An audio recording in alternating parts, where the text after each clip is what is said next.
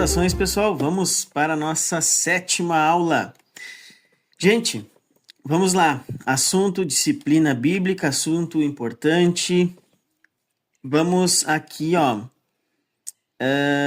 Essa questão é bem legal. Olha só.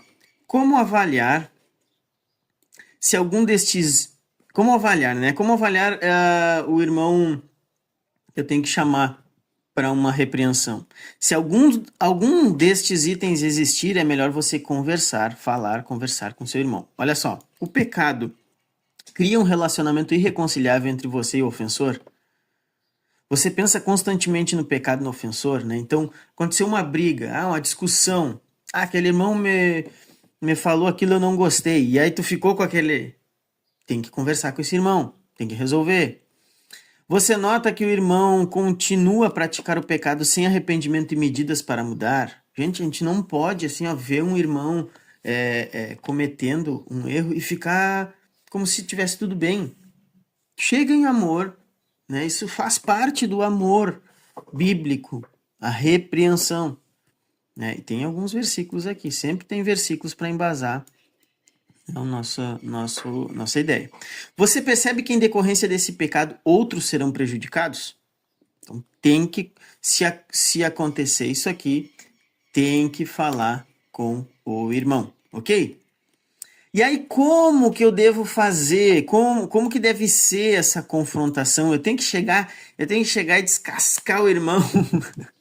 Não, vamos lá. Ó, rapidamente, direto ao ponto, verbalmente e a partir das escrituras, né? É imprescindível levar o versículo bíblico para o irmão e dizer, meu irmão, a Bíblia diz isso, e eu estou aqui como teu irmão em amor, pedindo que tu pratique isso, né? Ou que tu te arrependa desse pecado, enfim. Em particular, vocês viram ali que Jesus deu passo a passo, então Jesus quer que isso seja um processo discreto, né? Sem difamar, de forma relutante, não é legal, gente. Não é, a gente não vai feliz. Eu tô feliz que eu vou disciplinar o irmão. Não, de forma relutante. Não se, como diz aqui, não deve ser uma coisa que você está ansioso para fazer, louco para fazer, tá? Com amor, com muito amor. Nós somos uma comunidade de fé, esperança e amor. Entendemos que faz parte do amor verdadeiro repreender as pessoas que estão em pecado, os irmãos que estão em pecado, tá? Gentilmente, humildemente, sabendo que nós também podemos cair nas mesmas faltas, né? Você é capaz de cair nos mesmos pecados dessa pessoa.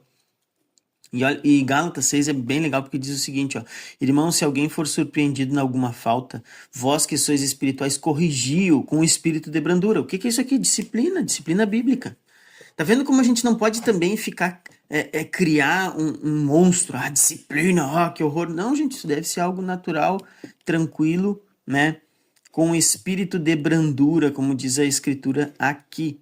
E guarda-te para que não sejas também tentado, sabendo que todos nós podemos cair nos mesmos pecados. Com cuidado, escolha bem as suas palavras, com oração.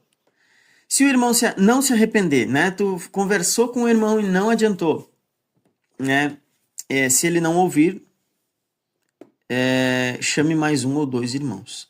Aí vai para o segundo passo. Aí quem pode ser chamado, né? Olha o que diz aqui em Gálatas.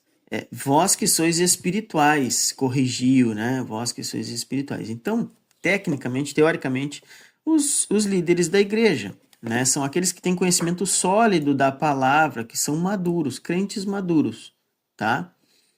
Claro, numa igreja grande, às vezes chama irmãos mais maduros, não necessariamente a liderança da igreja, né? Dependendo do caso, e consegue resolver a questão ali.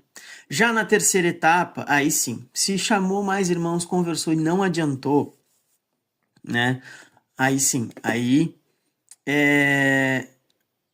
nesta etapa, os irmãos envolvidos devem buscar a liderança da igreja e seguir as diretrizes que a liderança passar. Então, aqui é o caminho da exclusão. Comunica à igreja, né? E lembrando, gente, ó, Lucas, mas isso é difícil? Mas a igreja que rejeita essas instruções de Cristo está em desobediência. Então, Jesus não deixou bem claro ali em Mateus 18. Tem vários outros versículos, né, como o próprio Gálatas que nós acabamos de ler aqui, né, e os outros ali que nós lemos, né, enfim, tem que ter correção, tem que ter disciplina na igreja. Tá, e aí comunicou a igreja, né, e mesmo assim a pessoa não demonstrou arrependimento, né, aí nós infelizmente temos que chegar à etapa da exclusão. Caso o indivíduo permaneça em pecado, tendo sido confrontado diversas vezes com os mandamentos de Deus, sendo visível que ele preza mais pelo pecado do que por Deus, ele deve ser tratado como gentil e publicano, que está lá em Mateus 18, lembra? O que é esse gentil e publicano? Tratar como alguém que não é da igreja, ok? E aqui isso aqui é interessante. Jesus está basicamente dizendo que aqueles que continuam no pecado após repetidas confrontações devem ser colocados para fora da comunhão da igreja. Eles devem ser removidos da membresia com um anúncio público de que não estão mais permitidos a participar da ceia do Senhor. Os membros remanescentes devem ser instruídos a tratá-los como ímpios, mostrando a eles o amor de Cristo na medida do possível, mas não tendo comunhão espiritual com eles, que sugira que eles estão bem com Deus. Ok? A igreja remove sua afirmação pública, excluindo a pessoa da mesa do Senhor. Ela toma de volta seu passaporte e anuncia que não pode mais afirmar formalmente sua cidadania no reino de Cristo. É sério, né? Mas às vezes chega a esse ponto, né? Mas lembrando, né, gente, que esse é a terceira etapa, a exclusão é a terceira etapa. A igreja, né, e eu acho que nós devemos nos preocupar principalmente em demonstrar amor e suporte para essa pessoa, né? Os irmãos em comunhão, né, ajudando essa pessoa, e aí mesmo assim a pessoa não quer, infelizmente a gente exclui, ok? Exceções. Aqui, 7 minutos. Ok, dá para nós seguirmos aqui. Lembrando, quando o procedimento indicado pelo nosso Senhor é seguido corretamente, as decisões da igreja correspondem às decisões do próprio Deus, né? Conforme lá em Mateus 18 ele falou, né? E lembrando da ideia, né? Tudo que ligar na terra terá sido ligado. É no sentido assim, ó, o que ligou na terra já foi ligado nos céus. O que desligou na terra já foi desligado nos céus. Então é a igreja só reconhecendo algo que já aconteceu no mundo espiritual. Ok?